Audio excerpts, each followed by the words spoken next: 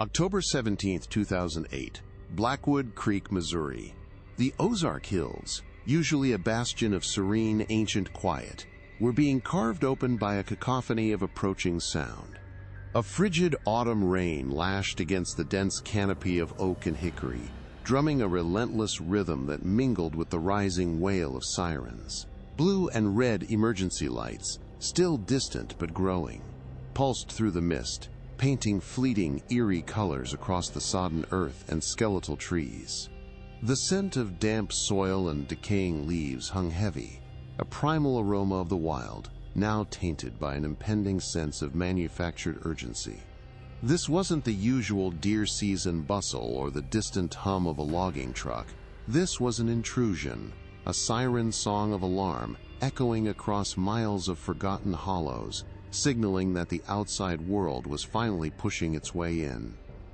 Deep within that ancient quiet, nestled behind a shroud of gnarled trees, stood a farmhouse that time seemed to have forgotten. Its paint peeled like sunburnt skin, and an old porch swing creaked a mournful, rhythmic lament in the wind, a solitary sound against the storm. Inside, the silence was a living thing, heavy and suffocating. A faint, grimy window pane struggled to capture the fleeting light, casting a weak, watery beam onto a stained, threadbare sofa. There, huddled in on herself, was Lily Mae Calloway. Her distended belly was stark against her impossibly young frame. Her shallow, ragged breaths were the only sign of life, each one a testament to a terror that had long predated this storm, a fear etched deep into her wide, unblinking eyes. This wasn't a home. It was a cage, its bars invisible but unbreakable. The flashing lights grew stronger, cutting through the rain-streaked darkness, painting the gnarled trees in quick, violent strokes of red and blue. The gravel driveway crunched under the tires of the Ozark County Sheriff's Patrol vehicle, followed closely by an ambulance. Doors slammed. Heavy boots squelched in the mud. The rhythmic creak of the porch swing finally ceased, overwhelmed by the sudden, stark reality of the arrival. A deputy, reins slicking his uniform, hesitated at the warped front door, his hand hovering over the cold metal knob. The silence that followed was deafening, pregnant with unspoken horrors. How could such a profound quiet, such a deep-seated isolation, conceal a scream that had gone unheard for so long? The cruiser's tires crunched on the muddy gravel of the Calloway's long, winding driveway, the frigid autumn rain having finally eased to a relentless drizzle, leaving the air heavy with the scent of wet earth. Deputy Mark Miller, a lifelong Ozark native with a weathered face that spoke of years patrolling these hills, felt the familiar tension rise in his gut. An anonymous, hushed call to the Ozark County Sheriff's Department reporting a, quote, sickly-looking girl on Jedediah Calloway's property had been vague but unsettling enough to warrant this welfare check. Jedediah was a known recluse, infamous for his fierce independence, his disdain for any form of outside authority, and a deep-seated reputation for keeping to himself deep in the hollows. This wasn't a simple domestic dispute. It was an uneasy intrusion into a fiercely guarded world where privacy was paramount. Miller understood the delicate dance required in these parts, respect for local autonomy, battling the urgent, nagging call of official duty. The isolated homestead, barely visible through the skeletal trees, felt less like a home and more like a fortress, its profound silence now unnervingly pierced by the slow, grinding approach of the law. As Deputy Miller and his partner approached the dilapidated farmhouse, Jedediah Calloway emerged, a gaunt, imposing figure with a shotgun held loosely at his side, his eyes burning with defiance. "State your business," he grunted, the words laced with a deep-seated distrust that was common in these remote hollows. Miller, seasoned in these standoffs, calmly explained the anonymous welfare check, emphasizing a concern for a minor. The standoff was brief but charged. Jedediah, after a long, assessing stare, grudgingly allowed them inside, his presence a palpable threat, his assertion of property rights a thinly veiled challenge to their authority. The air inside was thick, stale, and cold.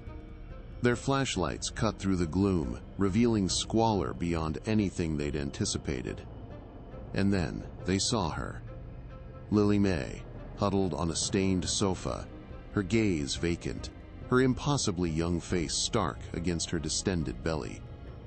The sight was a punch to the gut, instantly transforming a routine check into something far more sinister. The scene rapidly escalated from a welfare check to a full-blown intervention. Paramedics, already on standby, carefully loaded a terrified, unresponsive Lily May into the ambulance, her small frame dwarfed by the stretcher. Back at the Ozark County Hospital, Dr. Evelyn Shaw, a no-nonsense ER physician, confirmed the deputies' worst fears. Lily May, though claiming to be 17, appeared closer to 14 or 15. Suffering from severe malnutrition and advanced pregnancy. The immediate call went out to Detective Sarah Jenkins, recently transferred from Springfield PD, and Eleanor Vance, a veteran CPS caseworker with decades of experience in rural Missouri. Jenkins, accustomed to urban complexities, felt the oppressive weight of rural isolation press in. This wasn't just neglect. The medical findings screamed a deeper, more disturbing truth, prompting an immediate order for DNA testing on the unborn child, a critical step in any potential legal action. The Quiet Hills had, at last, yielded a horrifying secret. In the sterile, fluorescent-lit hospital room, Lily May remained largely silent, her wide, unblinking eyes tracking every movement like a cornered animal. Eleanor Vance, with decades of experience navigating the intricate webs of rural trauma, approached her with infinite patience, her voice a soft, steady hum designed to soothe. Detective Jenkins observed from a respectful distance, noting the girl's almost feral stillness, the way she flinched at sudden sounds, a clear indicator of profound, ingrained fear. It was Eleanor who finally coaxed out the first few halting, whispered words, fragments of a life lived in profound isolation, punctuated by the single, terrifying name, Daddy. The implication hung heavy in the air, a sickening realization solidifying into a horrific truth that transcended the squalor. This wasn't just a case of neglect or statutory rape. It was a deeply ingrained pattern of abuse, hidden in plain sight, now brought to the brutal light of day, challenging every notion of community and family in Blackwood Creek. Detective Sarah Jenkins immediately launched into the formal investigation, her first objective to peel back the layers of Jedediah Calloway's carefully constructed isolation. Public records offered a sparse but telling portrait: a few land deeds, a couple of minor hunting violations from decades past, and nothing else that hinted at the dark undercurrent now exposed. She began reaching out to any distant Calloway relatives or former neighbors, a process met with a wall of polite but firm silence. Jedediah always kept to himself was the common, almost rehearsed refrain, delivered with averted eyes and a palpable discomfort. This Ozark code of non-interference, a deep-seated respect for privacy that bordered on complicity, made every interview an uphill battle. Jenkins understood the local dynamics, but the urgency of Lily May's situation demanded she push harder, even if it meant challenging generations of ingrained cultural norms. The Hollows were guarding their secrets fiercely, but the law had now broken through. A small team, including Jenkins and 2 deputies, returned to the Calloway property for a thorough forensic sweep. The dilapidated farmhouse, now devoid of Jedediah's intimidating presence, felt even more desolate, a monument to neglect.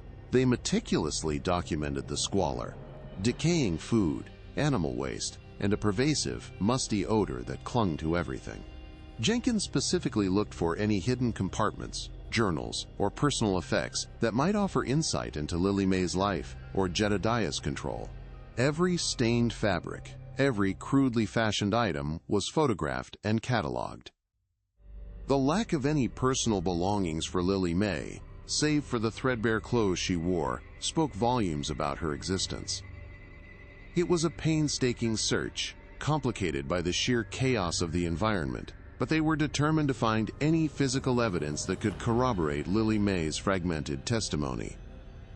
Recognizing the limitations of local resources, Jenkins initiated contact with the Missouri State Highway Patrol, requesting specialized forensic assistance and broader database access.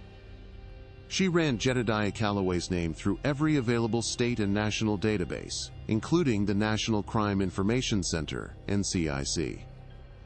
The results confirmed her initial findings. Jedediah was practically invisible to the wider world, his life a blank slate beyond the county lines.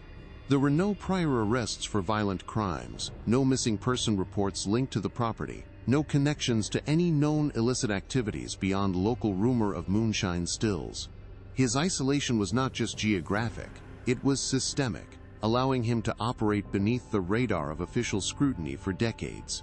This lack of a formal criminal history made the current charges all the more shocking, highlighting the insidious nature of his hidden crimes. Meanwhile, back at the Ozark County Hospital, Eleanor Vance continued her patient, unwavering work with Lily May.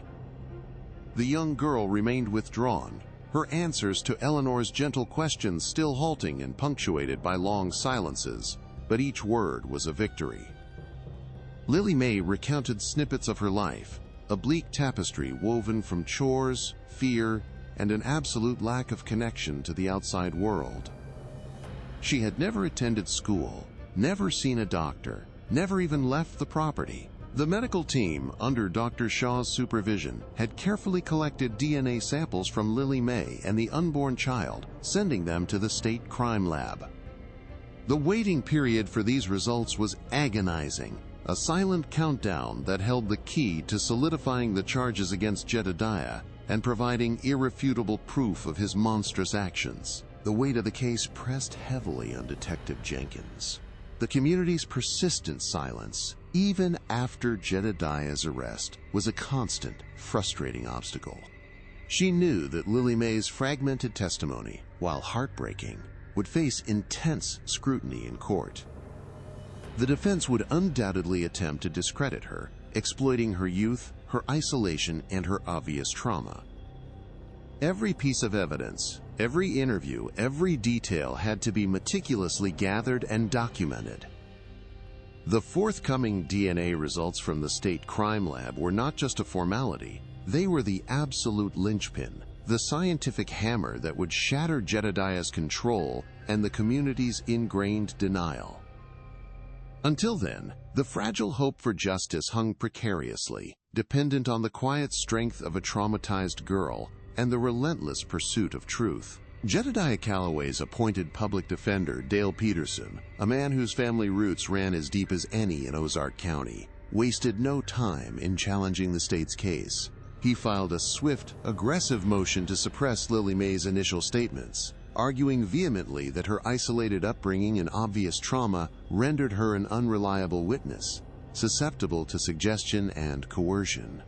Peterson painted a picture of a vulnerable, confused girl, manipulated by outsiders who failed to understand the unique dynamics of rural life. This legal maneuver was a calculated strike, aiming directly at the prosecution's primary evidence, Lily May's own fragmented, yet damning, testimony. It underscored the deeply ingrained skepticism of outside intervention within the community, turning the court of public opinion into another battlefield for justice, pushing Jenkins to prepare for a protracted legal fight. Detective Jenkins reviewed Peterson's motion, a knot tightening in her stomach. This wasn't unexpected. It was a common defense tactic designed to sow doubt and buy time, but it still felt like a punch. The Ozark County Prosecutor's Office, already stretched thin, now faced the daunting task of defending Lily May's credibility against a seasoned local attorney. Jenkins understood the unspoken message Peterson was sending to the community. Jedediah was being unfairly targeted by outsiders. This legal challenge amplified the existing pressure from the community's quiet resistance, making every potential witness even more hesitant to come forward. The detective knew that protecting Lily May, both physically and emotionally, was now more critical than ever, as her fragile testimony was under direct assault. The motion threatened a significant delay in the proceedings, potentially forcing a prolonged, intrusive psychological evaluation of Lily May, a process Eleanor Vance vehemently opposed. fearing it would re-traumatize the already fragile girl. This legal maneuver shifted the immediate focus, putting immense pressure on the state crime lab to expedite the DNA results. Without that irrefutable scientific evidence, the defense's narrative of a confused, suggestible girl could gain traction, potentially swaying a jury steeped in local biases. Jenkins realized this was just the first volley in a long, arduous legal war, one where the truth would be fiercely contested, not just by Jedediah, but by the very fabric of Blackwood Creek's ingrained mistrust. The specialized forensic team from the Missouri State Highway Patrol, dispatched to Blackwood Creek, meticulously processed the Callaway property. Their advanced techniques quickly went beyond what local deputies had initially observed. In the root cellar, beneath loose floorboards, they uncovered rusted iron shackles and a thick, frayed rope, crudely fashioned into a noose-like restraint. These weren't tools for livestock. The size and placement indicated human use. Furthermore, a hidden compartment behind a false wall in Lily May's makeshift sleeping area revealed a single, dog-eared children's book, a stark contrast to the surrounding squalor, and a collection of small hand-carved wooden birds, each one a testament to an imprisoned imagination. This physical evidence, chilling in its implications, began to paint a clearer picture of Jedediah's calculated control and Lily May's profound isolation, solidifying the narrative of a life lived in a meticulously constructed cage.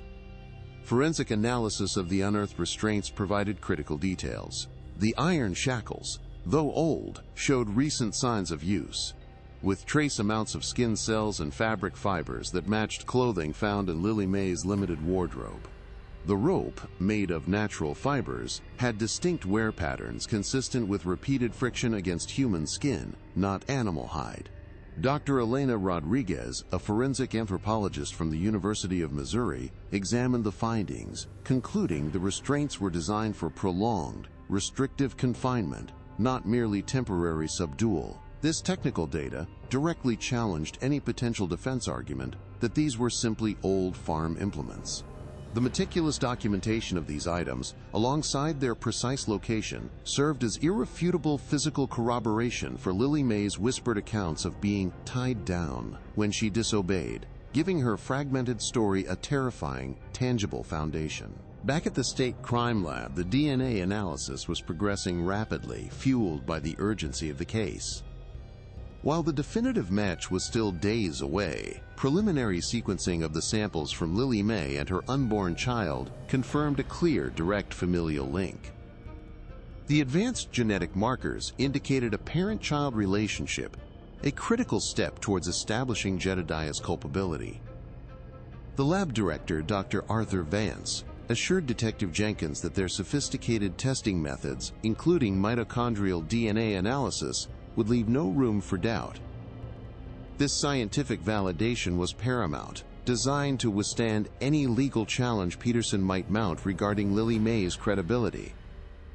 The agonizing wait for the final report continued, but the initial findings already provided a powerful, albeit incomplete, scientific affirmation of the dark truth unfolding in Blackwood Creek. The mounting evidence, even before the DNA results were finalized, began to subtly crack the community's wall of silence. A retired postal worker, Agnes Peterson, no relation to Dale, who used to deliver mail to the Callaway property decades ago, contacted Jenkins. She recalled seeing Jedediah's own mother, Martha Callaway, who had passed away years prior, exhibiting similar signs of profound fear and isolation. Agnes specifically remembered Martha being heavily pregnant at an unusually young age, confined to the property, and rarely seen by outsiders. While anecdotal, this testimony hinted at a disturbing, generational pattern within the Callaway family, suggesting that Lily May's ordeal was not an isolated incident, but a horrific cycle, passed down and hidden for decades within the Hollows. Detective Jenkins, working closely with Assistant District Attorney Rachel Harding, began to weave these disparate threads into a cohesive narrative. The physical evidence of the restraints, the forensic analysis confirming their use, the preliminary DNA results hinting at the biological link, and Agnes Peterson's unsettling historical account all converged. They were building a case that transcended Lily May's trauma-induced silences, bolstering her testimony with irrefutable facts and a generational context. Harding emphasized that while the DNA would be the hammer, these other pieces were the critical foundation, demonstrating a pattern of abuse and control, not just a single, isolated act. The prosecution's strategy was clear: to present a mountain of evidence so overwhelming that Jedediah's defense, however aggressive, would crumble under its weight. The Missouri State Highway Patrol's forensic specialists, employing ground-penetrating radar and chemical reagents, methodically expanded their search beyond the immediate living quarters. Their focus extended to the crumbling outbuildings and the dense, overgrown perimeter of the property, areas Jedediah Calloway had meticulously kept isolated. They sought any anomalies, disturbances in the soil, or long-forgotten caches that might speak to the property's sinister history. This wasn't merely about the current abuse, it was an archaeological excavation into generations of silence, a desperate hunt for echoes of the past that might illuminate the present horror. The forensic team, led by a seasoned veteran named Agent David Chen, worked tirelessly, sifting through decades of accumulated debris and carefully mapping every square foot, convinced that the answers lay buried, both literally and figuratively, within the Calloway land. Deep within the dilapidated barn, half collapsed and long unused, Agent Chen's team detected a faint, metallic signature beneath a thick layer of compacted straw and rotting planks. Hours of careful excavation revealed a crudely constructed false bottom, concealing a rusted, padlocked tin box. The lock, corroded by time and moisture, yielded to a specialized cutting tool. Inside, meticulously wrapped in oilcloth, were not illicit moonshine stills or hidden weapons, but a collection of brittle, yellowed photographs and a small, leather-bound journal. The air grew heavy with unspoken history, a sense of profound discovery settling over the team. This wasn't just physical evidence of Lily May's confinement. This was a voice from the past, a silent testament to a different era, yet eerily familiar in its implications. The journal, its pages fragile and water-stained, belonged to Martha Calloway, Jedediah's deceased mother. Her elegant, fading script chronicled a life eerily mirroring Lily May's: years of isolation, pervasive fear, and a chillingly similar unexplained pregnancy in her early teens. The entries detailed oppressive control, constant threats, and a desperate, unvoiced yearning for escape. One entry, dated 1955, described her despair at the birth of her son, Jedediah, whom she, quote, could not love, for he carried the mark of his father's sin. This discovery shattered the narrative of a singular, isolated crime. It revealed a horrifying generational cycle, a dark legacy passed down through blood and enforced by silence, transforming Jedediah from a lone predator into a product and perpetuator of an inherited horror. The discovery of Martha Calloway's journal, quickly leaked by an anonymous source within the courthouse, ripped through the insular quiet of Blackwood Creek like a wildfire. Suddenly, the gravel roads that once saw only local pickup trucks were choked with news vans bearing satellite dishes, their logos emblazoned with names like KSPR News and Ozark's First. Reporters, armed with microphones and relentless questions, descended upon the town square, buttonholing bewildered locals, demanding answers about the Calloway family and the alleged generational horror. The story, once confined to hushed whispers, was now front-page news across Missouri, painting the Ozarks with a broad, unflattering brush. This unwelcome spotlight, harsh and unyielding, shattered the community's carefully maintained facade of privacy, exposing its deepest, most uncomfortable secrets to the unforgiving glare of public scrutiny. The media frenzy quickly polarized the community. While some residents expressed outrage and sympathy for Lily May, a vocal faction, fueled by Peterson's defense tactics and generations of distrust for outsiders, rallied in support of Jedediah. Small, impromptu protests erupted outside the Ozark County Courthouse, some holding signs demanding due process for Jed, or decrying city justice in the hollows. These gatherings, though relatively small, were emotionally charged. often devolving into heated arguments between neighbors. Sheriff's deputies were constantly on alert, managing the volatile crowds and ensuring the safety of courthouse personnel and, more importantly, protecting the fragile anonymity of Lily May, whose name was now whispered on every street corner. The pressure was immense, a tangible force threatening to derail the delicate pursuit of justice. The heightened public scrutiny and community division brought with it a darker undercurrent.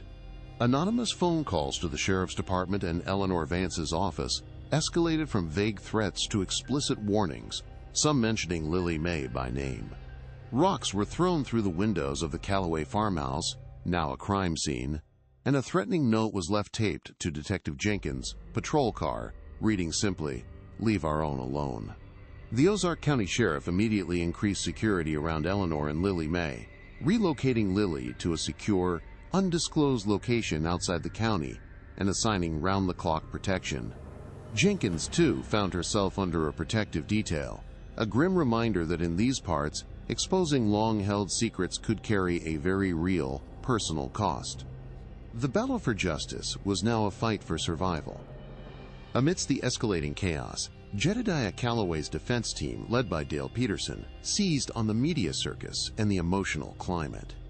Peterson argued vehemently that the state was conducting a, quote, witch hunt, driven by sensationalized reporting and outside agendas, rather than objective justice. He filed an emergency motion to move the trial out of Ozark County, citing pervasive community bias and the prejudicial influence of the leaked journal. This strategic move, while potentially delaying proceedings, was designed to further muddy the waters, to create enough doubt and procedural hurdles that the prosecution, already battling public sentiment, would be forced onto the defensive. The legal chess match intensified, each side vying for control of the narrative, with Lily May's fragile future hanging in the balance. The Ozark County courtroom, usually a place of quiet, procedural rhythms, was thick, with a tension that was almost suffocating. Every seat in the gallery was filled, a mix of curious locals, grim-faced reporters, and a few Callaway family members who had finally broken their silence, their faces a mixture of shame and apprehension. Assistant District Attorney Rachel Harding stood before the jury, her gaze steady, a stack of reports clutched in her hand, her expression grave. Beside her, Detective Jenkins watched Jedediah Callaway, who sat impassively, his public defender, Dale Peterson, whispering in his ear. Lily May, shielded from direct view by a partition, was a silent, powerful presence, her fragile future hanging in the balance. Harding's voice cut through the oppressive silence, clear and unwavering. "Ladies and gentlemen of the jury, the state will now present the irrefutable scientific evidence." On the large monitor behind her, the Missouri State Highway Patrol Crime Lab report flashed into view. The numbers were stark, undeniable. Paternity probability, 99.9999%. The words, "Jedediah Callaway is the biological father of Lily May Callaway's child," appeared in bold, clinical type, leaving no room for interpretation. A collective gasp rippled through the room, a sound of horrified realization. Jedediah's stoic mask finally fractured, a primal flicker of pure, unadulterated rage contorting his features for a fleeting second before he quickly regained a hardened control. Lily May, unseen but profoundly felt, remained eerily still behind her screen. The air in the courtroom seemed to be sucked out, leaving a vacuum of stunned silence. Dale Peterson, who had spent weeks meticulously building his defense around discrediting Lily May's testimony and painting Jedediah as a victim of overzealous outsiders, visibly deflated, his carefully constructed arguments crumbling into dust. The scientific hammer had fallen, shattering not just Jedediah's control and any remaining pretense of innocence, but also the community's ingrained denial and any lingering doubts within the jury. The judge's gavel, when it finally fell to call for a recess, sounded like a distant cannon shot, marking the end of one battle and the beginning of the painful reckoning for Blackwood Creek. The truth, long buried beneath layers of silence and tradition, had finally erupted into the harsh light of day. Jedediah Calloway was swiftly found guilty on all counts: incest, statutory rape, and aggravated child abuse. The jury, visibly shaken by the overwhelming evidence and chilling generational revelations, delivered their verdict after mere hours of deliberation. The judge, deeply affected by the depravity, handed down consecutive life terms in a Missouri State Correctional Facility, ensuring Jedediah would die behind bars, never again threatening Lily Mae or any other child. For Blackwood Creek, the verdict was a seismic shock. The quiet denial, once a protective shield, shattered, replaced by profound, collective shame. The Calloway name, once synonymous with reclusiveness, now carried the indelible mark of unspeakable depravity, a dark stain on the community's proud, independent spirit. Neighbors who had once defended Jedediah or remained silent now wrestled with their consciences, confronting the complicity of their inaction and the devastating cost of ingrained insularity. The Ozarks, usually adept at keeping secrets, had been brutally exposed. This was a societal indictment, forcing a painful reckoning that would resonate for years, challenging the very fabric of their self-reliant existence. Lily Mae, with her newborn child, was relocated out of state, far from the suffocating shadows of the Ozark Hills. Under the unwavering support of Eleanor Vance and a dedicated network of survivor advocacy groups, she began the arduous, lifelong journey of healing. Her path would be long and complex, marked by therapy, education, and the slow, deliberate process of understanding a world she had been denied. Her child would grow up in a safe, nurturing environment, free from the generational curse that had bound the Calloway family for decades. For Blackwood Creek, healing would also be slow, marked by difficult conversations and a gradual, often resisted shift in cultural norms. The case spurred local initiatives for increased child protection, better access to social services in remote areas, and a renewed, albeit fragile, emphasis on community vigilance. It forced the region to confront the uncomfortable truth: fierce independence, unchecked, could become a breeding ground for hidden horrors. The Calloway farmhouse, once a symbol of Jedediah's twisted dominion, now stood as a stark monument to what happens when silence prevails, a grim reminder of the profound cost of looking away. The story of Lily Mae Calloway and the secrets of Blackwood Creek serves as a harrowing reminder that even in America's most tranquil corners, darkness can fester when vigilance falters. Her resilience and the relentless pursuit of justice by Detective Jenkins and Eleanor Vance offer a powerful testament to the human spirit and the imperative to confront uncomfortable truths. This case, sadly, is not unique, reflecting broader challenges in protecting vulnerable children in isolated communities across the nation. If you found this deep dive into the Ozarks' hidden history compelling, please take a moment to like this video and share your thoughts in the comments below. If you enjoyed this case, subscribe and watch the next one. It's just as intense as this. Your engagement helps us continue to bring these critical stories to light.